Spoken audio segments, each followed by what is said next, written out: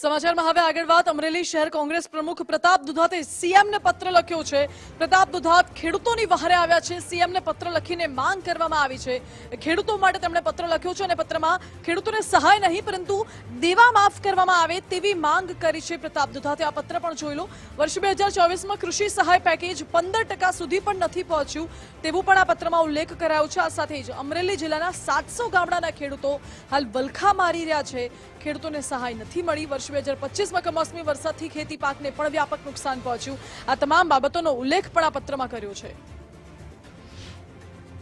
અમરેલી જિલ્લાની અંદર 2024નું પેકેજ હજુ 15% સુધી પહોંચ્યું નથી।